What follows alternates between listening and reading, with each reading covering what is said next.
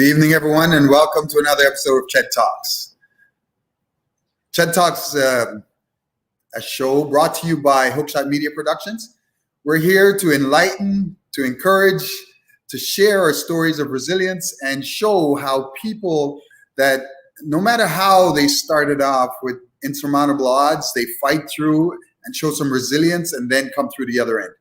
In our show tonight, we have Wally Green. It's a phenomenal story. You're gonna be blown away by how his story began and how it came to fruition and how he's made a beautiful life for himself. So without further ado, I'm gonna bring him right on. Here is Wally Green. Hey Wally, how are you, brother? Hey, how are you? I'm good, man. I'm good. Glad to be on the show, man. Thanks for having me. Appreciate this. Oh, it's my pleasure, man. I when I heard your story, I just had to get you on and had to, get you to share some of your insights. But before we do that, I'm going to ask you to just introduce yourself. Tell us a little bit about Wally. Tell us a little bit about how you came about. My name is Wally Green. Originally from Brooklyn, New York. I grew up in the projects. Kind of really tough life. At 13, I joined gangs. I went through the whole domestic violence thing. By the age of 13, I was into guns and violence, just lived a crazy life. And it all turned around with the unlikely sport of ping-pong. It took me all around the world, all the way to doing my very own historical ping-pong diplomacy for world peace in the most dangerous country in the world, North Korea. Okay, so before we get to that, so tell me a little bit about your life before. So you were born in New York City. What was your family life like? How many you have siblings? Yeah, I had a stepbrother. My mom and my stepfather. My mom and my dad divorced at a very young age, probably maybe like one. Because I don't have any recollection of them together. My mom remarried, and the person that my mom remarried to was, I want to say, an abuser. Like, he used to beat up my mom. So I lived my life as a kid watching my mom get beat up and not being able to really do anything because I was so young. And Right. That's what turned me into joining gangs and into guns and into all the other crazy stuff that I was into. Right. So what was that like? I mean, so you turned to the life of the streets. You turned to the life of the streets. There was a brotherhood. Someone invited you in. How did you get into that? So, oh man, I just needed to belong. Right. I think most people in that situation, you want to belong to something. And where I grew up, there were a lot of gangs, and if you didn't belong to something, you got beat up by everything, right? And it was bad enough I was dealing with the craziness in my house. So I needed to have a family or someone which I thought was a family. Right. To gangs. I mean, a friend of mine said, "Hey, you want to hang out with us?" And it started from there. Okay, you're cutting out a little bit. I'm not sure if you can hear that. Yeah, I hear you perfectly. You hear me perfectly? Yeah, you were cutting out a little bit there. So if you can just repeat that part. I'm not sure if the viewers got it. So just say again. Yeah. So I just wanted to belong, and Right. Being at home, I didn't feel like I had a real family. So have a family, and that's how I joined the gang. A friend of mine introduced me to other people, and I wanted to be a part of it. Right. And how was that life? How long did you stay in that life? Wow, I that was probably all the way up until about age 18. Wow. So you were gangbanging from 13? Yeah, 13 to about 18, like at a very young age. Wow, you must have seen some real bad things in your days. Yeah, I mean, it was. I mean, it was just at the time, being in the gang, you didn't consider it like, wow, I saw real bad stuff. It was just normal. Now, Right. now that I'm older and I look back at it, now I'm like, damn, yeah, man, it's pretty crazy. I mean, because there was so many times where I had a gun put to my head, or I pulled out on somebody, and things could have always went in either direction. Like you never knew which direction things could have went, right? Right. So I mean, I was just lucky enough to not have my life ended by that same violence. Right. And did you have a lot of friends that were in that as well, that may have survived, may have not? Did you have people that were? Wow. Most of my friends who I grew up with are either dead or in jail. Wow. So yeah, most of them really didn't make it out, Right. and yeah, it's. I mean, that sometimes is the way it goes. It's sometimes the way the life is. Right. So, I mean, how do you feel about that? I mean, having some of your friends by the wayside there that you may have grown up with, and they're just like gone. How does that work on your psyche? So always I get this question a lot where people say, "What's the hardest thing that I ever had to go through in terms of being out of the gang?" And I Right. always said that a lot of people were in it because of me, Right. right? And a lot of people got into a lot of trouble, got their lives turned upside down because of me, and Right. I just kind of just left, right? And so I always think about that, and that's something that I live with for the rest of my life. Is Right. That I was able to change, but other people weren't able to change, and those same people that weren't able to change were there because of me. Right. So that's something that's hard to deal with, and but I mean that's how life is, man. Right. But that's huge of you to actually own up to that, because a lot of Yeah, people, they don't look back, or they didn't take any ownership. But you're able to right. stand in your grace and say, look, this is who I was, and don't let it define your life. That's awesome though. That's great. So all right. So you about 16, 17 now, and your life is going down the wrong path. You're making bad choices, and then what? Like, did you spend any time? Did you do any time? No, I never had to do like serious time, although Mhm. I spent time. I spent a lot of time in holding. So like Right.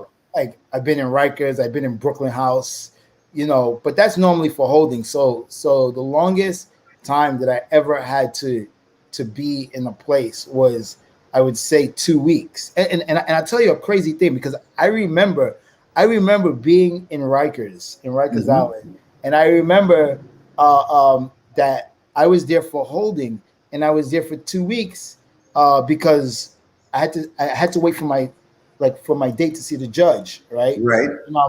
And, and I had bail, which we didn't have money for bail, but I had no interest, actually, and I remember this. I had no interest in going back home. I had no interest in wanting to be bailed out. Actually, So so that you that's how much I did not want to be at home. wow. That while I was there, I had no problem being there as long as Yeah. I wasn't home. Anywhere was good as Better long as I than wasn't home. Yeah. wow. That's gotta that and as a kid, I can imagine how that could have weighed on your mind, man. So your mom was being abused by this guy. You turn 13, 14, 15. You've got access to weapons, Yeah. right? And he is abusive, and abusive towards you. What could have been your thought process at that point? I mean, if you're gangbanging, I'm sure I at times. listen. I there was all kinds of contemplations I had when I was a kid. I mean, I thought about putting boric acid in his pills, because he used to take these pills, like these capsule pills, and I thought about putting boric acid in there. I mean, I I thought about so many different things of how I should make this happen. To free And yourself. Yeah. but as as a kid, I was always pretty smart. Like when I was gangbanging, I wasn't dumb. Right. I was really smart, and that's why I never got caught for half the stuff I did, because I was always smart. I was always on point, and and I didn't do things just to do it, right? Yeah. There was always a reason. Of course, I may have taken a little bit further than it should go, or my Right. reactions may have been a lot bigger than they should be. But I never did things for no reason. Right. And so what about your stepbrother? So you had a stepbrother? Yeah. What was your So relationship like with him? it was weird, man. We fought a lot, but I think I kind of picked on him a lot because, well, because he was like the favorite one, right? Because that Ah, was his dad and right. not my dad. So I was the one that always got told to not to that I was going to be in jail or dead or whatever, and whereas he was the one that was going to be the good one and blah blah blah. So if I did something bad in the house, right, I would make him say he did it. Yeah, I would make him say he did it because I knew he wouldn't get in trouble for it. Because Right. if I said I did it, I'd be in trouble. But if he Right. said he did it, so I would force him to say he did it, and he would. Was he older or younger? Younger. Okay. Yeah. How much younger was he? He was about maybe 5, 6 years younger than me. Right. So Okay. so yeah. So I would say, just say you did it. Okay. Just say you did it like Well, that. I guess the typical brothers, right? I guess Yeah. brothers, you're always going to you're ragging them. All right, so now fast forward a little bit older now, and you told me about an incident that happened with your stepfather, and you know, and that kind of was a trigger for you. Tell me what happened. Yeah. So I had got sent away for 2 years. But it wasn't what happened was I got caught in school with a weapon, right? And they wanted to give me 10 years in jail because I had so many like just prior stuff and they were trying to like really throw the book at me. And then my mom said, hey, my mom came up with something because she knew some people who were Africans. And Right, she said, hey, you know what? We want to send him to boarding school, right? right, Because I always had good grades in school. So like I said, like right, when I was gang banging, I was always smart. right, If I didn't do, I was always responsible. I always held myself accountable. So if I didn't do the work, I had someone doing it. If I right, didn't know the notes, I had someone doing it. I always had someone doing something. And right, so I had good grades in school. And they convinced the judge and they said, okay, because it didn't make sense to put me in jail for 10 years. I was a smart kid, and 10 years would ruin my life. As you can see, when a lot of juveniles go, when they come out, it's finished, right? right. Yeah, So I went to Africa for 2 years, and I spent a lot of time fighting over there as well. And I came back. I was much stronger. I was a much stronger kid, and I was much more fear. I had less fear right. for my stepfather now because Okay. now, I just felt strong. And one day, my stepfather went to grab my mom. I looked over, and then when I looked, he asked me, "What do you looking at?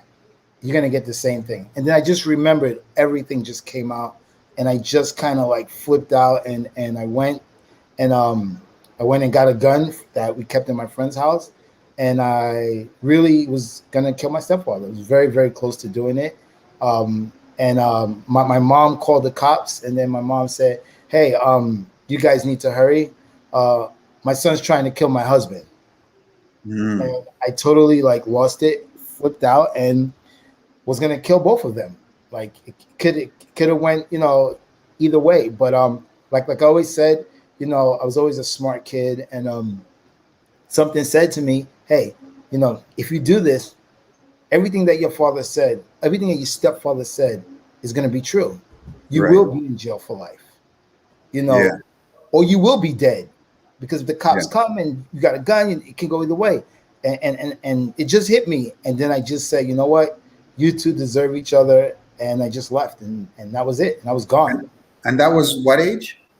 That About right there was at 16. 16. Yeah, So to find the strength and the wherewithal to restrain yourself, to exercise that kind of restraint at that age, man, with all that rage going through you, That is something that must say a lot about the strength that you must have had. That's Yeah, I big. mean, yeah, I mean, like I said, it could have went, it could have went either way. But as a kid, I didn't do things just to do them. I was Right. never that kind of person. Right. So who do you credit that to? Who do you credit some of that Wow. that strength and that direction to be able to withhold and because I, sometimes the things that the influences within our lives, we're not even sure of them at times, but they reside, and given enough thought, you'll find the person that or the thing that kind of drove you. yeah, I think the number one uh, I can credit that to is to my dad. Hmm.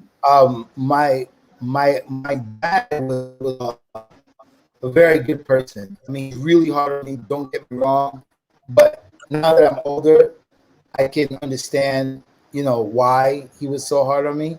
But Hmm. my dad was just he really cared for me, and he really loved me, and he always tried to set me straight. Right. And I think that's where that came from, because there were times when I was living with my dad, and then my mom would steal me, Right. right? Oh, Like steal, like legit steal me. Like I'd be in right. school, in like Yeah. junior high school or public school, my mom would come and take me. And then Wow. when they couldn't deal with me anymore, they'd send me back to my dad. Then they'd take me Right. again and send me back to my dad, and back and forth and back and forth. And Right. whenever my stepfather didn't want to deal with me, they sent me back to my dad. So, Right. and my dad always took me back. Always. He always took me back, and he always was there. There wasn't a time my dad was never there. So I Right. think that's where that comes from. Right.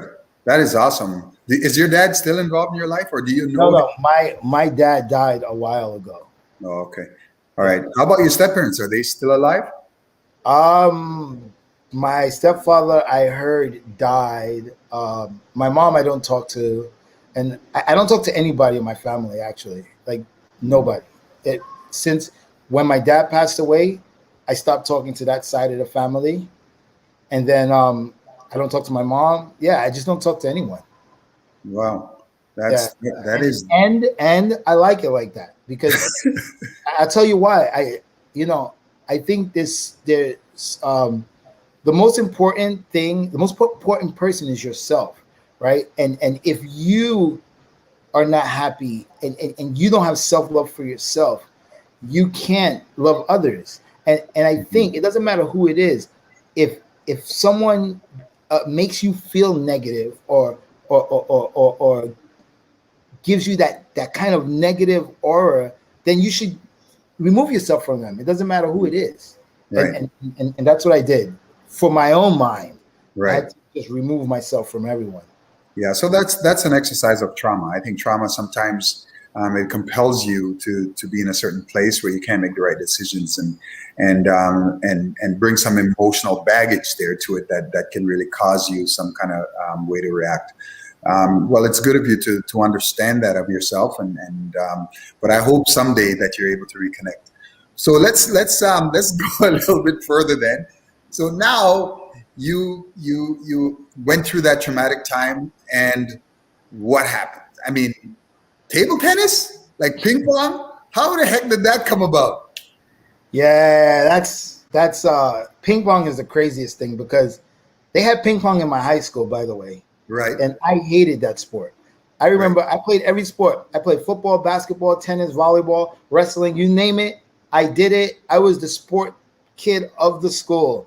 But the right, reason why I played sports was to not be in my house, right. right? If I joined every team, I just go Hmm. to practice. By the time I get home, I'm tired, and that's why I got good at sports, actually. So I can accredit that nonsense for me being good at sports, because I just Right, not wanted to be home. I joined every team there was, right. and I used to see ping pong in the lunchroom when I would come from football practice or basketball practice. We Hmm. come to the lunchroom, and I would see these guys playing, and I would be like, "Oh my god, look at these guys with short shorts and a stick." I used, oh my god, I used to make fun of them, because it was hilarious. It was like, Right. yo, what kind of sport is this? Yeah. Um, but then I started shooting pool, Right. right? And I stole a pool stick, a good a really expensive pool stick. But I wouldn't say I stole it. What happened is I bought a pool stick that was cheaper and I wanted to change it. And the guy said, well, you can change it for anything in that box. I picked something off the shelf, changed the sticker, put it on. I said, this is the one I want. And that's how I got the expensive pool one. So technically it wasn't stealing, but maybe it was. I think that's stealing. Yeah, stealing. I'll never admit to it. But then I went to shoot pool, and as I was shooting pool, I thought I was really good because I had this good pool stick, right? The pool stick, that means I should be good. And I got hustled for some money that I really didn't have. I got upset, hit the pool stick on the table, the pool stick shattered. And in this pool hall had some guys that were playing ping pong. There was like two ping pong tables. And I saw them playing, and I went to bully them. It wasn't even that I really wanted to play. I was just being a bully. I just was angry. I couldn't play pool anymore. The only thing that was there was this stupid sport ping pong, and I was gonna go hit. And that's so I went there and I told him, says, hey, I want to get a hit. But it wasn't like I said, hey man, yo, can I get a hit? I was like, no, I want to get a hit. So it was me just being a bully. Right. And the guy said, yeah, sure. And gave me the racket. I hit the ball out of anger and it went on the table. Right. Yeah. And the guy was like, oh my God, do you play? And I was like, no, I don't play this. And the guy was like, yo, there's a ping pong club. Right. And he said a ping pong club in Midtown. And I was like, are you serious? Yeah, there's an actual club for this? There's no way. There's no way there's a club for this. I couldn't believe it, right? And so I was an athlete, so I was interested a little bit to see if there was really a club. So I actually went down to this place, and it was a half pool hall, half ping pong club, and people were standing back from the tables, boom, boom, and they were playing, and I was like, whoa, this is crazy. You know, I was looking at, whoa, you know, at the time I was like, this is interesting because those people knew what they were doing. So when I saw it, it looked like a sport. Right. And then nobody would play with me. Nobody. They kept giving me excuses. Oh, I'm tired. Oh, my grandmother's sick. I gotta leave. And then they would play with somebody else. Right. And that would piss me off. And then I just kept thinking, man, do these people have any idea of who I am? Like, I'll shoot up this whole place. Like, this is not, and I was getting really, really tight. And then eventually this older guy would play with me a little bit, and this guy just killed me all the time. And that made me want to play more because this guy was like over 60. And I was like, what? I'm a seasoned athlete. How can this guy beat me? So I started going more. And then one day, randomly, some guy walks in. He goes, hey, do you have a partner? I said, no. He goes, well, I'll pay you $20 for you to play with me every time, as if you'd be my consistent partner. I was like, what? Whoa, $20? Hell yeah, for sure. And I sucked. But like I said, you know, I was an athlete, so I could pick up quick and I could hit the ball on the table. But by no means I was good. But it was a hustle. It's $20, right? So I was like, all right, I'll take $20. So I played with this guy and we'd play, and he'd pay me $20 cash. And that was my hustle because I really didn't have any money back then, right? I had zero money. I had no money. And so I played with this guy. And one day, you know, we had a conversation. I would talk about my gang as my family and stuff like that. And I always say that if you've never been in that life or you don't know anyone who's in that life, it's like a TV show. Right. It's a TV show. That's what it is, right? Because if someone told a regular person that a 13-year-old has guns, the person would be like, oh my God, really? How is that possible?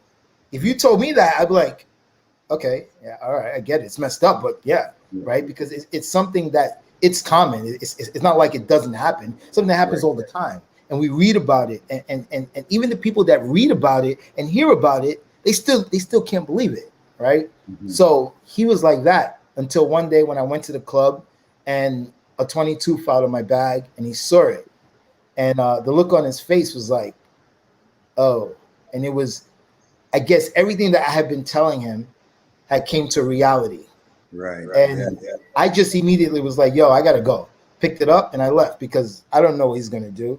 Right. Mm-hmm. I don't know what his next move is. He's going to call the cops. I don't know what he's going to do. So I left. And the first thing I kept thinking about was like, damn, there goes my $20. Damn, my 20. That's my 20. I was like, oh, man. this sucks, man. Not that a gun fell out of my bag, but Right. my $20 was gone. And he called me 2 days later and he says, "Hey, are we still playing?" And I was like, "What? We still Yeah. playing?" I was like, "Okay, yeah, for sure," because it was $20. I only cared about the $20. That's it. Right. So I was willing to take the chance to go play. So I went and played with him, and we played, and then we.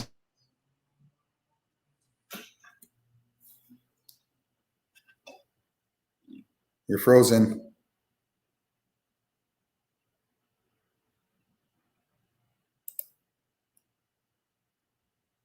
Oh, seems like we've lost Wally. We're just getting to the good part of the story. I'm not sure if the viewers can still see him, but yeah, so we lost Wally. We're just going to wait, give him a moment to get back in. And while we wrap his story up, Wally is an interesting character. As you can see, he's gone through some traumatic things as a young boy. Definitely some drama there and some trauma that may have, that occurred in his life that kind of forged the early parts of his life. But from there, you're going to see a triumphant return. I'm sure when he gets back in, hopefully sooner rather than later, we'll talk a little bit about how that all led to his journey of where he is today. Let me look at some of these viewers. Let's see. Oh, Anne says hi. Hey, Anne, good to see you. Thank you for joining in. Who else? Maxine, very compelling. Thank you so much. Yes, Wally's story is extremely compelling. My sister, Marie, thank you for joining. And my wife there, Jackie, hello. Yes, it's a compelling story. Thank you. And Kenny, good information. Thank you guys for joining me tonight. I'm just waiting to get a viewer back. Obviously, he's having some technical difficulties. I'm hoping that he figures out a join back without too much of a difficulties. And I know that there are people that can relate to Wally's story. Sometimes when your life starts out one way, you're judged by it. But like I said, when he comes back in, hopefully sooner rather than later, we can discuss about how he learned how to play. Learned how to play table tennis in pool hall. Yep. Here he is. He's back. Let's bring him in. Hey, Wally, sorry about that. We lost you for a second. All right. Everyone listening to this thing, please do not ever use Spectrum. They are horrible. Right now, I got a red signal, and it's saying that they're doing work now. Oh, okay. So now I'm just going off of my 5G, which is probably better anyway. Yeah. So we lost you at about a point where you said, I think the last thing you said was, you're in the pool hall and it's the $20. It was all for the $20. But yes. If you can just take us from there and tell us a little bit about, how that lead to something new. So, I was getting $20 every day playing with this guy, and it was working out. And as I mentioned before, the gun fell out of my bag one day. He saw it, and I thought my $20 was gone. Right. And then he called me up. He said, "Let's play." And I was like, "Yes, $20 is back in my pocket again." We had some conversations, and he says, "Hey, I want to invite you to the mountains to visit my family." And I was like, "What? Okay, that's kind of weird, because why would you, you just saw a gun fall in my bag, but yet you want to bring me to your families." So I said, okay. I go to his family's house, and it's 2.5 hours away from New York City near Hunter Mountain. And I meet his family. I play ping pong with them. And I think he was trying to give me that sense of what a real family was. Right. Right. Yeah. So I think that's what he was trying to do. Give me a sense of what real family was. And so I played, and I kind of was like, all right. And then he goes, "Hey, you know what? I really want to help you. So I'm going to pay for you to go to Germany to learn ping pong." And I was like, "What?" And the only thing I knew about Germany back then was Hitler. I was like, Germany? I was like, what? This guy's sending me to Germany for what? But, I was always a person that never really looked down on opportunity. and just to leave the country. Well, I mean, I've never been out of the country in my life, and so this guy was giving me an opportunity to do it, and I took it, and I went to Germany. Yeah, and that's how that was the beginning of the change of my So life. you said you were no good, but you must have shown some promise why he wanted to take that chance. He wanted to send you all the way to Germany to learn. Like what kind of promise did you show? Is it just because you showed up? Sometimes it's just because you showed up. And I'm hoping, and I'm wondering if that was part of it. He saw that there was a consistency there, but maybe it was Yeah, the lure of the $20 that brought you back. yeah.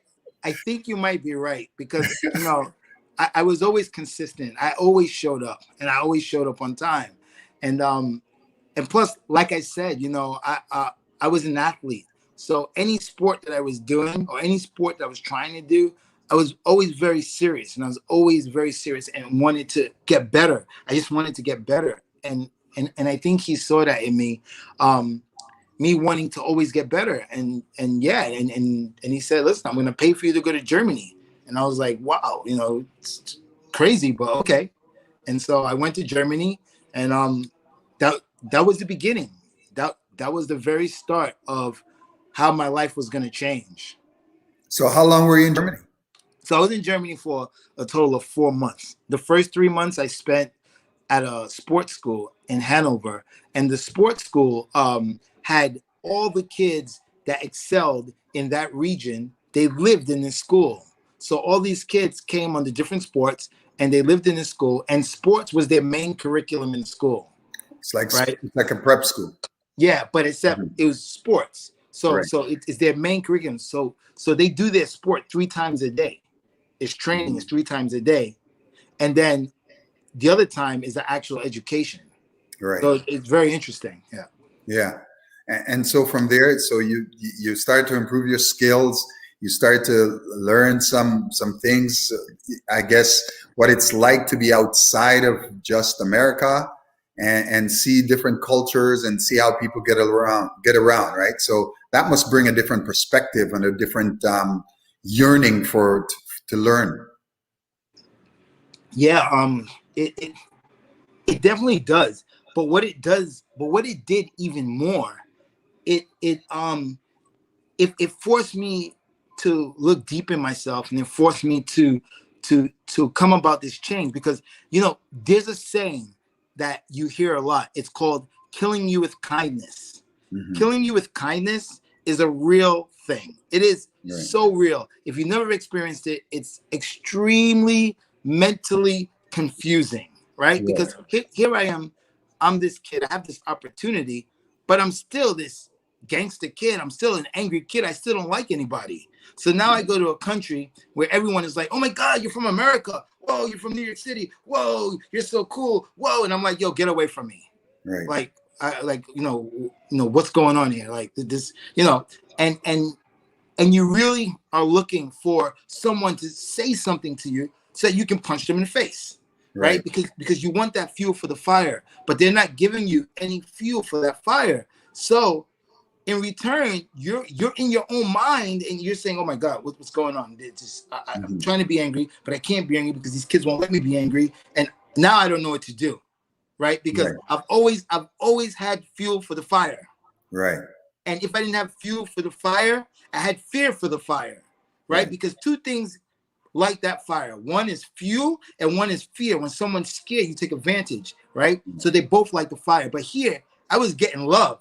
And love didn't compute, that right? Love did not compute. So I was really, really confused.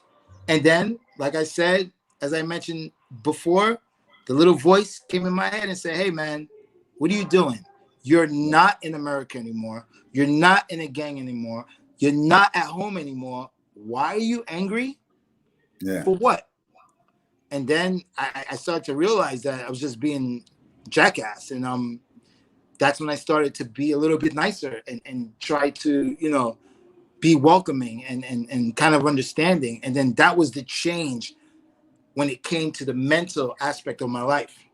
So that kind of conflict must really drive to something. But I guess there must be a point where you sit and you reflect and you must have really had to confront some things internally in order to be able to get past it. Yeah. How was that? How was that? Like, I mean, at that age of maybe 17, 18? 18, yeah. 18. You had to confront yourself.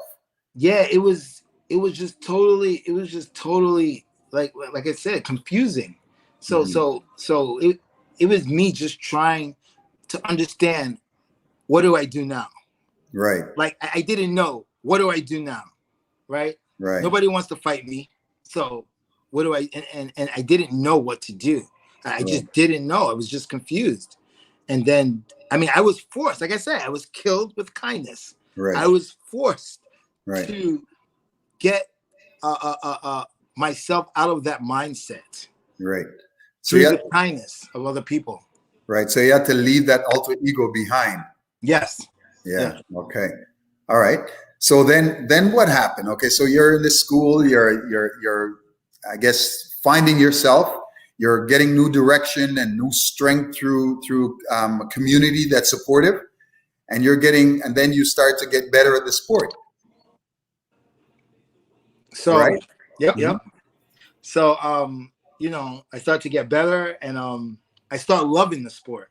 Mm. I became so addicted to this sport, like it was ridiculous.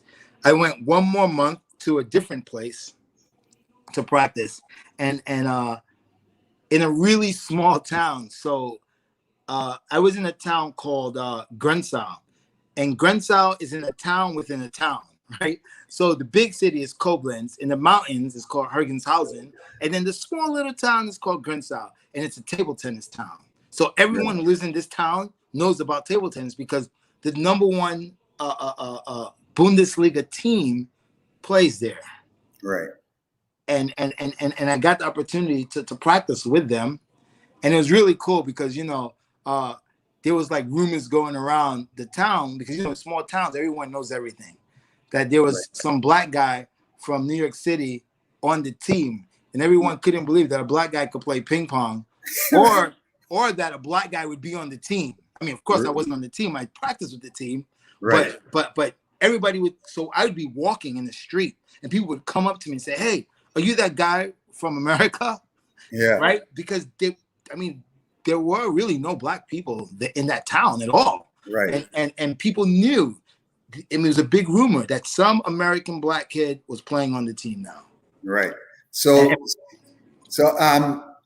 then what happened? So how did you get from there to North Korea? Oh. So how did you become, or should I say, how did you become the Dennis Rodman of Ping-Pong? Yeah. So what happened is and you know what I'm gonna say now, this goes for everything in life, right? And before I say what I'm gonna say, in life we have to make realistic goals. Realistic goals, right? You can't say today, you know what, tomorrow I'm gonna fly to the moon, because it's 99.999% that you're not gonna fly to the moon tomorrow. Right? So we need to make realistic goals. And when I first started playing this sport, like I said, I'm a super athlete. I said, I'm gonna beat these guys. No, you're not. You started at 18. These guys started at 3. And I was getting destroyed badly. Like I was losing games I never lost on 0. Never lost on 0. But 11-1, 11-2, 11-3, getting killed, not making 5 points in a match, right? And so a friend of mine's helped me out, and he kept telling me, he says, listen, this sport is not easy, right? And you need to figure out what you're doing, what you want to get out of it. And so then I started making smaller goals. I just say, you know what? I can't beat these guys, right? And that's the first thing you have to do. You have to admit to yourself that I can't do it yet. But what I can do is I can take smaller steps to reach my goal, right? So instead of trying to beat these guys, I say, you know what? Let me get 5 points, right? Let me get 5 points out of 11 points. Right. And when I did that, all right, let me win 1 game. And when I did that, let me get 2 games out of 7, right? And I started making all these little goals. And in the process of making these goals, I realized something, that there was nobody in the world like me that played ping pong. I was the only dude that was like the hip hop guy, you know, with the crazy blonde, bleached out hair with all these crazy designs in it. And I noticed that I was doing things people weren't doing in the sport. Like I was bringing the ghetto into the sport. Yeah. Like I was very, you know, vocal. That's it, baby. Come on. That's it, baby. Let's do it. Let's do it. I was the loudest person. So it appears that he's having some real technical issues there. And yeah, so we dropped them again. I'm so sorry to our viewers. It's the interesting part of the story that it comes, but something that he said is very interesting about not trying to eat that huge elephant in one bite. He's talking about taking small bites. And I think that's what we got to do in our lives, right? We have to, sometimes the goals seem so insurmountable. And rather than trying to take it all at once, what we have to do is just take small bites, just start taking incremental steps until we can achieve the major project. He did, Jack said he did not just find himself, he also found out that traveling was education. Absolutely right. Yeah, he did definitely seek and find, and obviously you can see he looked outside of himself to try to find something to motivate him to come to a better conclusion. Now, what you'll find out about him, like he's absolutely well known in the U.S. He travels the world playing ping pong. Here he is.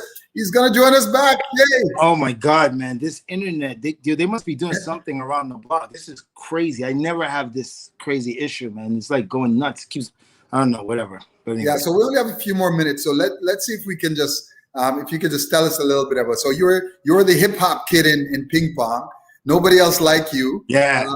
And then what? How did you end up? Tell us how you ended up in South Korea or North Korea. So I realized that everyone looked at me and everyone was like, "Yo, this guy is cool," even though I wasn't as good as the best players in the world. They still they had a deep respect for me. So I was kind of the trendsetter. I was kind of being a trendsetter in this sport. And then, you know, I said, you know what, this year I want to do something really big. And the year before I just did an interview on the Steve Harvey show. And I was like, you know what, this year I want to do something really big. What can I do? And I wasn't sure of what I was going to do. And then I'm looking through the ITTF, which is International Table Tennis Federation's website, and I'm looking to see all the tournaments for the year, and I saw North Korea, and I was like, whoa, North Korea, oh my God, I want to go to North Korea. I want to go to North Korea because Dennis Rodman just came back from North Korea, and I want to do a diplomacy for world peace. And the reason why I wanted to do that was there's a historical moment in American history in 1971 when Nixon was the president. America established relations with China, which is called the Ping-Pong diplomacy. And those relations were established through friendly ping pong matches. Right. And so I wanted to do the same thing. I wanted to do my own historical moment. So I called the U.S. team and says, hey, can you please sign me up for the North Korean Pro Tour? And they were like, what? I was like, yeah, I want to go. Just sign me up and I'll take care of everything. And I tried to get a lot of friends from around the world to come. Nobody would go. Everyone said, nope, we're not going there. You're going to die. You're not going to come back. They're going to hold you. They're going to kill you. And nobody wanted to go with me. Not one person wanted to go with me. And I was like, all right, well, if you guys don't want to go, I'm going to go by myself and do this diplomacy by myself. So I got contacted by the Secretary General of Sports and went to Beijing, China, made my visa, and then I wound up in North Korea. Wow. So did you meet Kim Jong-un? No, actually, I asked my guide. So they give you this guide, and this person is responsible for everything you do. It's like your babysitter, and they report back whatever you say and stuff like that. So I asked her, I says, hey, Dennis Rodman was just here, and he got to hang out with the great leader. So you got to call him the great leader. And Yeah. and I said, hey, I want to meet the great leader. And she goes, oh, no. You have to be received. I said, okay. Yeah, so apparently you have to be received by the great leader in order to meet him. Right. Okay. Yeah. Well, that's a thing. Yeah. So I wasn't received yet. Yeah. Okay. All right. Well, perhaps someday you might still be received. I So, hope so, so. so now, okay. So that after you've gone through that turbulent life, you're triumphant in getting through, and now having a decent life. Now you're married. And you have a child. You say? Yes. So I have an 18-month-old little boy that's already hitting balls. wow. Yeah. So how do you envision making their life different, and how do you utilize your experience? Because the one thing they never tell you when you're about to have kids, I remember I was looking for manuals, and there were no manuals, right? And all you can do is draw on your own life experiences. How do you draw on your life experiences to be able to, to guide your young one? What do you say to them? Well, for me, it's really easy for me, and the reason why it's really easy is because I can thank the person that I hated the most in the world was my stepfather.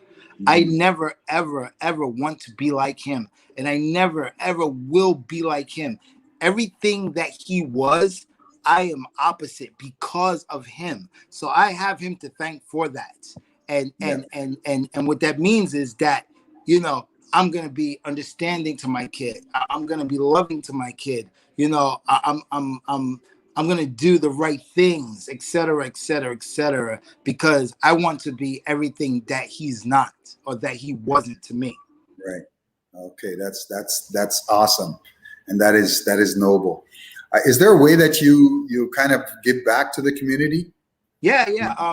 So I like to do a lot of charities. Like I do something with Big Brothers and Big Sisters every year, which is a really cool charity. I do a lot of talks at schools and stuff. And just last week, I was in Tampa doing a podcast, and then also I was at the Boys and Girls Club talking to the kids about gun violence and gangs and stuff like that. So that's something that really makes me happy, to really get to talk to a lot of these kids, because I didn't really have anyone talk to me when I was younger, and just to show them that, I'm just like them, or I was just like them, and this is how your life can change. So I really like talking with kids and just trying to just give them some motivation and inspiration. Right. That is fantastic. And every community needs that. They need someone with experience who experience both sides of the life, and also have the knowledge and the guidance to be able to say, hey, look, kid, this is not the way to go. Here's a better option for you. Or maybe, you made the wrong turn already, and here's how you can course correct. Right. I want to thank you so much. That's all the time that we have today. So stay backstage for a second for me after. Yeah. I thank you so much for appearing tonight. I'm sure, and I certainly hope that, some of our viewers can take away some of the great information that you had to share. Thank you so much for sharing your life with us, sharing how being that your authentic self. A lot of people are not strong enough to be able to share some of the things that they did as a youth, and how it makes them a better person as an adult. And so I really appreciate you. I appreciate what you've done and what you're doing, and just keep lighting that star, man. You're a heck of a guy, and you have a lot of way to go. Thank you very much. I appreciate you. All right. Thank you for having me. All right, my pleasure. Now hang on backstage for a second. So for my viewers, thank you guys for joining me tonight. Thank you for the comments, concerns, all the love that you're showing. Next week in our show, we have another fantastic guest coming up next week. It's always good to hear how some of these people share their stories and keep us driven. And it's also great for some of these younger. Yes, thank you so much. Thanks for sharing. Thank you, everyone. And we'll see you next time and next week on Ched Talks.